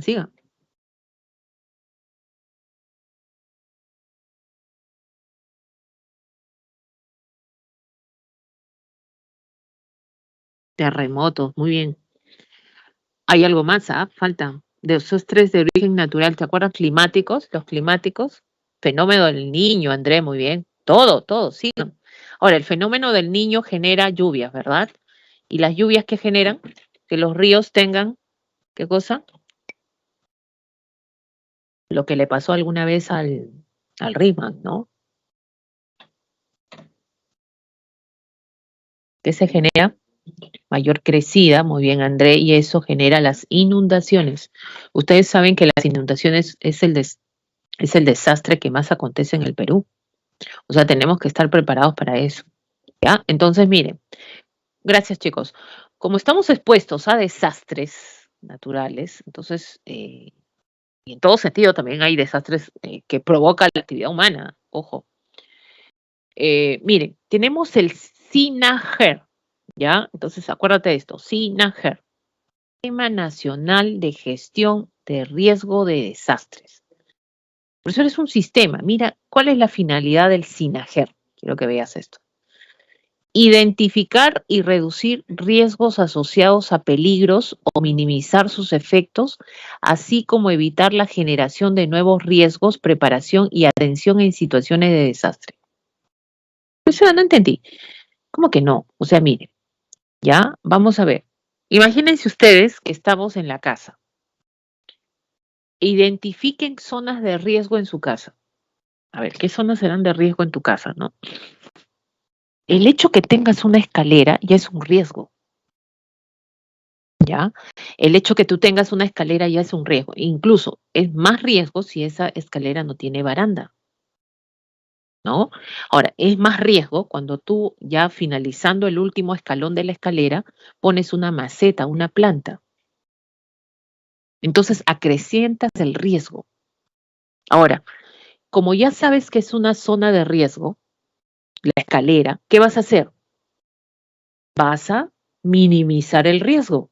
Quitas la maceta, estás quitando un riesgo, pones baranda, estás haciendo que esa escalera, a pesar de generar ser un riesgo, estás minimizando el riesgo, estás bajando el riesgo, ¿no? De esa manera, ¿ya? Ah, profesora, yo tengo una pared que se ha rajado por el temblor, profesora. Es un riesgo, si no lo corriges, a futuro, pérdidas, ¿no? Va a generar un desastre. O sea, la idea es que no llegue a desastre, la idea es que tú corrijas eso. Ah, ya, profesora, ya. Entonces, ¿eso qué significa? Que el SINAGER, que es este Sistema Nacional de Gestión de Riesgo, va a identificar, así como tú has identificado tu escalera, las zonas de riesgos en tu casa, va a identificar todas las zonas de riesgos que existen en nuestro país, ¿ya? Donde se producen huecos, donde puede haber inundaciones, dónde están las casas vulnerables. O sea, comienza a identificar los riesgos de todos los lugares. Ahora, una vez que lo identifica, no es que, ay, ya lo identifiqué, no, lo va a minimizar, ya minimiza los riesgos. Ahora, no solamente hace eso el SINAGER, sino que va a ver que es que no se produzcan riesgos a futuro en una zona donde no hay riesgo, tampoco que se produzcan riesgos a futuro. O sea, va a controlar también que no se generen más riesgos, ¿ya? Para que no hayan más desastres. No sé si me he dejado entender con este ejemplo, chicos, ¿ya? Para que vean que el SINAGER es un sistema que va a identificar los riesgos en todo el Perú. Ahora, la pregunta es, ¿no? Profesora, ¿cómo identifico todos los riesgos en el Perú, profesora? ¿Y cómo los reduzco, profesora? Ahí viene el problema, ¿no? ¿Con quiénes vas a trabajar? Tienes que solito, ¿no? Tienes que trabajar con quién, con el gobierno nacional, con el gobierno regional, con el gobierno de tus municipios local. Entonces, en conjunto van a trabajar, van a establecer una política de trabajo, ¿no? ¿Qué hacer también si se presenta un riesgo, porque está dentro de esto, ¿no? Minimizar el riesgo, ¿no? En este caso, y van a fomentar ese sistema de protección en caso de desastre, ¿ya? Es por eso, fíjense acá, que el SINAGER habla que es interinstitucional, que significa que trabaja con las demás instituciones, descentralizado porque es para todo el Perú, participativo, participan todas las instancias, autoridades, incluso la población, sinérgico, ¿no? En este caso toma decisiones referente a este tema de desastre y transversal, ¿ya? Ah, ya, profesor, entonces de eso se trata, así es, ¿no? Esto está establecido mediante ley, ¿ya? Y vamos a ver, por ejemplo, acá no se me mareen, por ejemplo, ¿ya? No se me mareen. Entonces, ¿qué cosa era el SINAGER? El SINAGER era el sistema, ¿no? El sistema que va a identificar los riesgos, minimizar los riesgos, acuérdate de eso. Ahora, entonces, como ya existe este organismo que es el SINAGER, entonces, ¿qué se hace? Se comienza a trabajar, pues chicos. Entonces, ¿qué cosa es el PCM? Presidencia del Consejo de Ministros. Es el órgano rector, ¿no? Entonces ahí ya están trabajando estas autoridades, estas instancias, sobre todo que pertenecen al SINAGER, ¿no? Donde él va a convocar, o sea, el PCM va a convocar al CONAGER. Profesora, ¿qué es eso, profesora?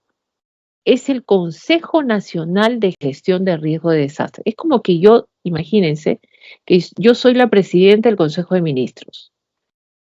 El aula que está acá con todos ustedes, ¿ya? ¿No? Y digo, ¿no? Ustedes son autoridades también, por acá está el Ministerio de Salud, de Defensa, Economía, el presidente, todo. Entonces yo como presidenta del Consejo de Ministros convoco a CONAGER. ¿Qué cosa es CONAGER? Convoca un consejo, ¿ya? Eso es el CONAGER, un consejo. Ahora, ese consejo, ¿qué vamos a hacer en el consejo? ¿Vamos a saludarnos? No, vamos a aprobar la Política Nacional de Gestión de Riesgos. O sea, quiere decir, ¿qué vamos a hacer en cuestión de minimizar riesgos, de gestionar y corregir los riesgos y en caso de desastres, cómo actuar? ¿Ya? Entonces, esa política la vamos a aprobar en este consejo, en el CONAGER. Quienes conforman el CONAGER lo preside el presidente de la República, el Ministerio de Economía, Defensa, Salud, Educación, Interior, Ambiente, Agricultura, Transporte y Vivienda. Todos ellos se reúnen en el Consejo Nacional de Gestión de Riesgo de Desastres, ¿no? Que van a aprobar la Política Nacional de Gestión de Riesgo de Desastres, ¿ya? Entonces, chicos, para que lo puedan entender de esa manera. Ahora, una vez que aprueben la Política Nacional de Gestión de Riesgos, donde lo aprueban en el Consejo, o sea, en el CONAGER, ¿no? Chicos, ¿quién lo aplica? O sea, ¿quién va a ser el órgano que lo aplique? O sea, ¿quién va a ser el que finalmente lo que se ha aprobado acá tenga a que se cumpla? ¿Quién? Acá viene. Uno es el CENEPRED, ¿ya? Que es el órgano técnico, o sea, el que en este caso ejecutor. ¿Qué cosa va a ejecutar el CENEPRED? Lo que ya se aprobó en la política, en el Consejo, lo va a aplicar el CENEPRED. ¿Y quién más? El INDECI. Estos dos organismos son ejecutores, técnicos ejecutores. Está el CENEPRED y está el INDECI, ¿ya? Ah, ya, profesora. Muy bien. Pero los dos tienen funciones distintas, ¿ya? El CENEPRED, jóvenes, miren que dice acá, organismo técnico responsable de coordinar, facilitar, supervisar, formulación e implementación de la Política Nacional de Gestión de Riesgo de Desastres en proceso de estimación, prevención, reducción y reconstrucción. Eso es lo que hace el CENEPRED. En otras palabras, sí, profesora, para entenderlo, este organismo, ¿ya? Centro Nacional de Estimación, Prevención y Reducción de Riesgo de Desastres, trabaja con los gobiernos regionales y los gobiernos locales, ¿no? Con ellos está generando, coordinar, supervisar, ¿no? O reformular la política nacional de plan de gestión de riesgos que fue aprobado en el Consejo, ¿no? Ellos están trabajando, ¿no? Estimando, previniendo, reduciendo las zonas de riesgo en el Perú. Mira esto, escenarios de riesgo, ¿no? En Amazonas, Loreto, Pasco, en este caso San Martín, ¿no? Acaba de pasar, ¿no? El terremoto en la zona de la selva, ¿no? Entonces, han estado preparados, han hecho su estimación, han reducido los riesgos, por ejemplo, han reforzado las casas, ¿no? Hay áreas en este caso de contención, etcétera, ¿no? Entonces, eso trabaja el CENEPRED. Estima, prevención, reducción, reconstrucción. Cuando ya pues ha acontecido el desastre, pues el CENEPRED busca planeamientos, políticas de reconstrucción del área donde ha sido afectada. ¿Y con quién trabaja? Trabaja pues ahí con los gobiernos regionales, chicos, la área técnica. ¿Ya? Entonces no te olvides, él se encarga de la gestión prospectiva y correctiva, ¿no? Habla de generar una cultura de prevención a fin de evitar generación de futuros riesgos. Eso es el CENEPRED, ¿ya? No olvidemos que ellos están trabajando con los gobiernos y los gobiernos locales y regionales, ¿no? Justamente para prevenir riesgos, ¿ya? Reducir riesgos, ¿no? Y reconstruir también si es que acontece un desastre. En cambio, el INDECI no.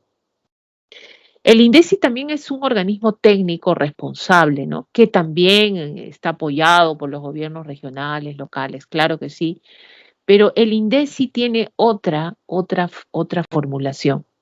Organismo técnico responsable de coordinar, facilitar, supervisar la formulación, implementación de la política nacional y el planear de los procesos de preparación, respuesta y rehabilitación.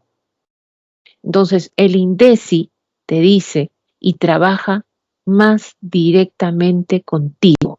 ¿Pues era yo? Sí, tú. No sé si ustedes han recibido mensajes de texto en sus celulares donde dice, ¿no? Acerca de las eventualidades sísmicas que pueden acontecer. Cuidado, hay que estar preparados. Prepara tu mochila, que hasta ahora no la tienes de repente. Lista tu mochila. Eso te está orientando, sobre todo el INDECI, ¿ya? Instituto Nacional de Defensa Civil. Te prepara qué hacer en caso de desastres y la rehabilitación, cómo actuar antes, durante y después del desastre. Si tú vives en una zona donde cae huaicos, INDECI te está diciendo qué hacer antes, durante y después de un desastre. ¿Ya? Eso es lo que hace INDECI. Miren ahí las fotitos, pues chicos, es totalmente distinta a lo que acabamos de ver, ¿no? El INDECI pues ayuda a los primeros auxilios, forma las famosas brigadas, ¿no? Habla también de evaluar las áreas donde son vulnerables en caso de sismos, ¿no? INDECI incluso evalúa tu casa si está apta para resistir un movimiento sísmico, etcétera, ¿no? ¿De quién? Del CENEPRED. Este trabaja con los gobiernos, ¿no? Hay planificación, ¿no? Ahí habla de reducir riesgo, estos no. El INDECI te prepara qué hacer antes, durante y después de un desastre, ¿no? Entonces, asesora al SINAGER, ya, desarrolla estrategias de comunicación a nivel nacional, ¿no? Supervisa seguimientos y evalúa la implementación de los procesos, promueve la instalación y actualización de sistemas de alerta temprana en los medios de comunicación, ¿no? Utiliza también INDECI para esto, coordina las respuestas ante desastres, qué hacer, ¿no? Administra y almacena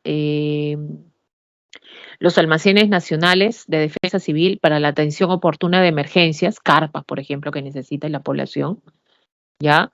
Y promover el desarrollo de capacidades humanas, ¿no? En todo momento. Chicos, para esto. Entonces, acá están los componentes y procesos de gestión de riesgo. Entonces, ahora sí podemos entender qué hace el CENEPRED, ¿ya? Y qué hace el INDECI. Por ejemplo, el CENEPRED, 1, estima el riesgo, ¿no? Las zonas vulnerables. 2, prevención del riesgo. Evita las generaciones de nuevos, en este caso, riesgos en la sociedad. 3, reducción del riesgo, ¿no? Entonces, él está trabajando, sobre todo el CENEPRED, ¿ya? ¿Con qué? Está trabajando con los gobiernos, no olvidemos, ¿no? Está reduciendo riesgos, previene riesgos, reduce riesgos y también reconstruye ya cuando se ha producido un desastre. Él se encarga de esto porque hay una planificación que hacer acá, hay que mover dinero, también los recursos, ¿no? Entonces todo eso lo hace el CENEPRED. Entonces, todo esto si lo hace el CENEPRED tiene el componente prospectivo, correctivo. En cambio, el INDECI es reactivo, donde te prepara, o sea, se anticipa, ¿no? A responder en caso de desastre, peligro eminente. Ahí está el desastre que está aconteciendo, la respuesta, ¿no? ¿Qué hacer durante la emergencia? Porque tienes que saber, ustedes saben qué hacer en caso de un sismo, por ejemplo. Rehabilitación, restablecimiento de los servicios públicos básicos indispensables para las personas donde ha acontecido un desastre. Esto es lo que hace el INDECI, ¿ya? Y vamos a ver qué cosa es prospectivo, correctivo y reactivo, pues también, ¿no? Que es importante, ¿ya? Miren, la gestión prospectiva lo tiene el CENEPRED, la correctiva lo tiene el CENEPRED y la reactiva lo tiene el INDECI, ¿ya? Entonces miren esto, chicos. ¿Qué cosa es prospectiva? Miren acá. Interviene sobre el riesgo aún no existente. Por eso eres una zona donde no hay riesgo. Así es. Y no quiere que haya riesgo a futuro, ¿ya? Entonces, para evitar que se forme un riesgo a futuro, ¿qué haces? Normas que controlen que exista riesgo en esa zona, ¿no? Entonces, ordenas el territorio, normas que regulen. Está prohibido habitar esta zona, ¿no? No vas a poner tu casa pues al costado del cauce del río, no, pues, no voy a emitir una norma. Entonces, ¿quiénes están trabajando para que emitas una norma acá?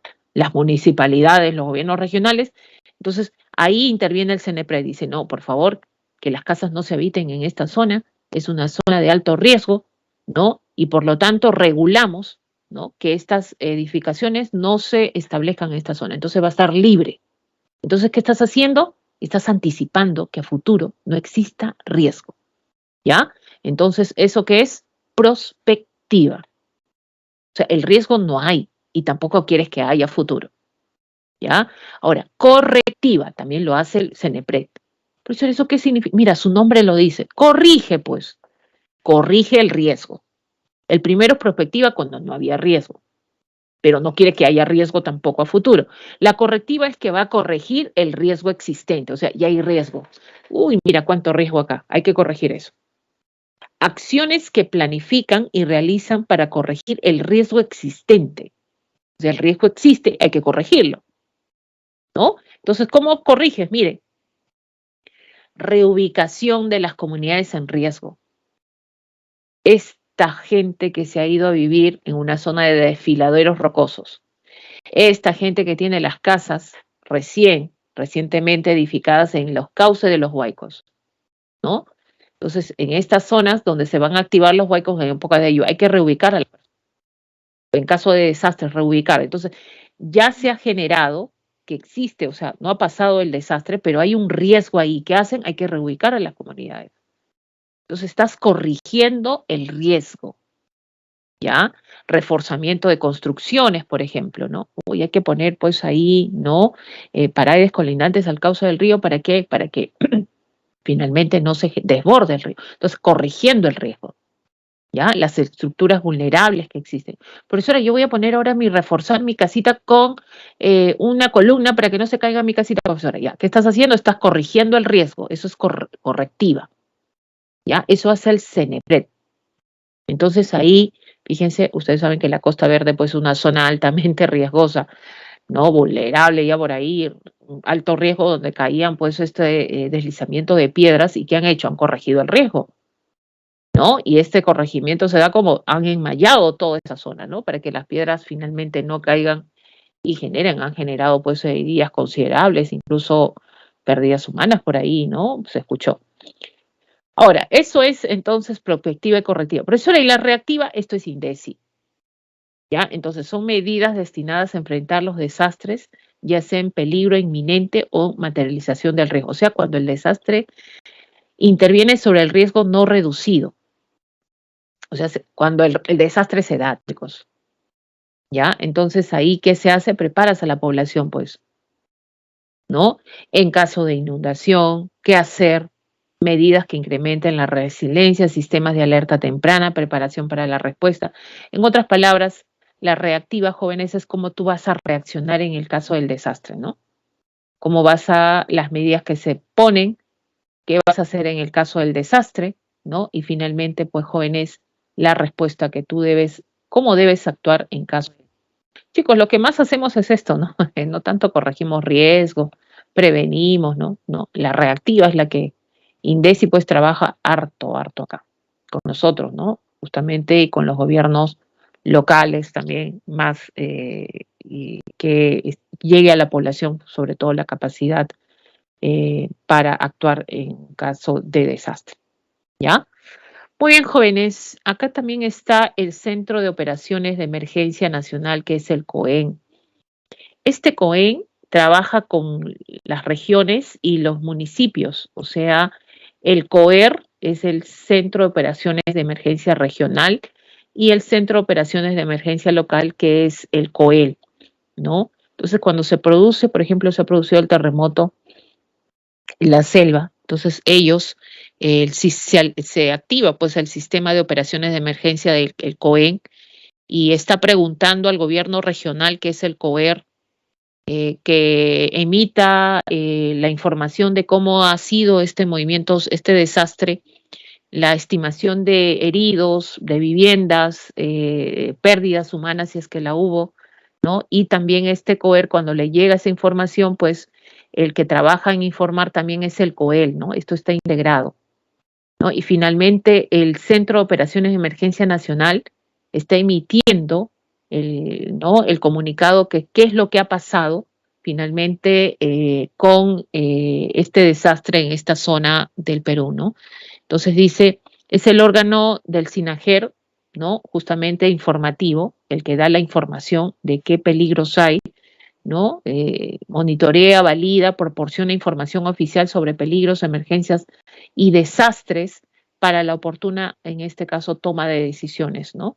Funciona a las 24 horas del día durante todo el año y la sede lo tiene el Ministerio de Defensa, ¿ya? Entonces, ese es el que nos está dando las estimaciones totales y el SINAGER pues está llegando esta información para él también, ¿no? Y esto sirve para tomar decisiones. ¿Quién toma decisiones acá de cuánto ayuda se le va a dar, si hay que declarar estado de emergencia en esta zona? Está el gobierno nacional, el presidente, ¿no? Y también la presidencia del Consejo de Ministros, ¿no? Que toman las decisiones finales. Muy bien, chicos. Y tenemos las Fuerzas Armadas y acá está la Policía Nacional del Perú. Las Fuerzas Armadas, chicos, no es que ellos van a ser bueno, hacen lo que quieren, no. Bueno, tienen a su cargo la seguridad nacional, ¿ya? Pero no para cuidar a la parte, a la población civil, sino a nuestro territorio, sobre todo, ¿no? Soberano. Están subordinados, sobre todo a la constitución política del Perú. Tenemos el Ejército, la Fuerza Aérea, la Marina de Guerra del Perú, cada uno con su espacio, tanto aéreo, territorio nacional o el tráfico acuático. En el caso de la Marina, que contempla la parte marina, no solamente marina, sino fluvial, lacustre, en el caso de nuestro lago, ¿no? El lago Titicaca. El presidente de la República es el jefe supremo de las Fuerzas Armadas y la Policía Nacional, ¿ya? El Comando Conjunto de las Fuerzas Armadas del Perú, el planeamiento, preparación, coordinación y conducción de operaciones y acciones militares conjuntas con las Fuerzas Armadas, ¿ya? ¿Quién tiene a cargo las Fuerzas Armadas? El Ministerio de Defensa también, ¿no? Tiene esa función acá. Función de los objetivos de la política de seguridad y defensa nacional a fin de garantizar la independencia, la soberanía e integridad del territorio de la República. Profesora, ¿las Fuerzas Armadas pueden salir a las calles a cuidar, profesora, mucha delincuencia? Eso es solamente por disposición del presidente de la República, ¿ya? Ahí puede emitir, claro que sí, en estado de emergencia lo puede hacer también, ¿ya? Pero no están, su función principal no es cuidar pues a la seguridad de la población civil, pues no, ellos no están preparados para eso, sino lo es la Policía Nacional del Perú, ¿no? Bueno, esta forma parte de la estructura del Ministerio del Interior y garantiza y mantiene el orden interno, ¿no? Bueno, el patrullaje, el plan de seguridad ciudadana, presta ayuda a las personas, a la comunidad, vigila fronteras también, ¿no? Tú cuando sales del aeropuerto internacional te vas, ahí está la Policía Nacional también cuidando la seguridad, previene, investiga y combate la delincuencia. Y estos son los regímenes de excepción, chicos, que según la Constitución política, en el artículo 137, el presidente de la República, de acuerdo al Consejo, con su acuerdo del Consejo de Ministros, puede decretar en un plazo determinado estos regímenes de excepción, ya en todo el territorio o en parte de él, ¿no? Dando cuenta al Congreso o la Comisión Permanente, ¿no? Los estados de excepción. Por ejemplo, está en el caso de estado de sitio, es en caso de guerra, ya peligro inminente, ¿no? Guerra interna o externa, ¿no? La famosa guerra civil. Y en el caso de estado de emergencia es cuando se perturba la paz o el orden público, no hay muchos conflictos, protestas, ha habido muertes, quemas, por ejemplo, ahí se declara el estado de emergencia, ¿no? Catástrofes, un terremoto que destruyó prácticamente toda la ciudad también, ¿no? Para la seguridad de las personas, ¿ah? Graves circunstancias que afecten la vida de la nación, la pandemia, por ejemplo, ¿no? Ha sido una de las causas que ha generado pues que el presidente con su Consejo de Ministros emita lo que es este régimen de excepción de estado de emergencia, ¿no? Ahora, ¿cómo quedan los derechos? Prácticamente se suspenden en un estado de emergencia el derecho a la libertad, la seguridad personal, la inviolabilidad del domicilio, la libertad de tránsito, la libertad de reunión. En ninguna circunstancia se puede desterrar a nadie en un estado de emergencia, ¿no? Tienes que andar con tu DNI, ¿no? Por ahí te para alguien, un policía, te puede detener en un estado de emergencia, sí. Ya puede haber libertad de reunión, no puedes hacer fiesta en tu casa, pues tampoco, ¿no? Ahí en las calles están prohibidas las protestas, por ejemplo. En el caso de la pandemia, por eso generaron restringir incluso dentro del domicilio no reunirse, ¿no? por eso de los contagios. Inviolabilidad del domicilio, pues pueden ingresar a tu domicilio sin orden judicial, ¿no? Ahí. Ahora, no puede exceder los 60 días, su prórroga requiere un nuevo decreto supremo, ¿no? Mediante decreto supremo es que se emite un estado de emergencia. Ahora, ¿quién cuida las calles en un estado de emergencia? La Policía Nacional, chicos. Ahora, si el presidente dice que salen las Fuerzas Armadas, tienen que salir, ¿ya? Pero es disposición sobre todo del presidente, ¿no? Muchos estados y pasó en la pandemia donde dijeron que las Fuerzas Armadas iban a cuidar nuestra seguridad y salieron, ¿no? Después volvió a la normalidad con la policía. El estado de sitio, jóvenes, hablamos de los derechos que no pueden, en este caso, ser restringidos, ¿ya? No pueden ser objeto de restricción: el derecho a la vida, la integridad personal, la libertad de conciencia, religión y no, la entidad a la nacionalidad. Pero es parecido al estado de emergencia donde los derechos se restringen, ¿no? Pero estos no pueden ser vulnerados, ¿ya? En un estado de sitio. No puede exceder los 45 días y para que sean más días tiene que tener, pues, aprobación del Congreso, ¿no?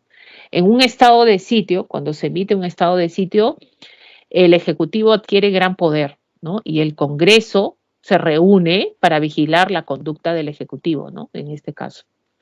Bueno, ojalá que nunca lleguemos a un estado de sitio, que sería lo peor, ¿no? Oh, no, no, no, no, que ya tenemos muchas cosas para generar. Muy bien, chicos, ahí tenemos prácticamente las claves, están, todo lo que he explicado está ya para que ustedes puedan responder adecuadamente. Tienen las respuestas. Bueno, ahora sí, terminamos con esto. Esta semana 18, chicos, mis mejores éxitos para ustedes, ¿ya? Siempre traten de cumplir los objetivos que se tracen, nunca se queden a medias en algo que hagan para ustedes, porque es para ustedes, ¿no? Acostúmbrense a cumplir sus objetivos y cosa que poco a poco van a ver su crecimiento. Mis mejores éxitos para cada uno de ustedes, los que están en esta aula. Gracias por acompañarme estas 18 semanas en las cuales he podido ver pues que las respuestas que ustedes han tenido pues sobre todo ha sido de interés para ustedes, ¿ya? No deseo suerte, pero que para mí la suerte no existe. No, cada uno hace su vida y decide por su vida. Y las buenas decisiones que vayan con ustedes y muchos éxitos de hoy en adelante para ustedes, jóvenes, y a cuidarse también, ¿ya? Muchas gracias, André, por tus palabras. Y muchas gracias, Daniela, también. A seguir estudiando. La clave de todo esto, jóvenes, es la disciplina. Si no ponen una disciplina, no va a resultar la cosa, ¿ya? Y es mucho esfuerzo nada más y yo sé que van a lograr lo que ustedes quieren. Nos vemos. Hasta otra oportunidad. De repente nos vemos en San Marcos. Ahí estoy viendo sus apellidos. Oh, oh.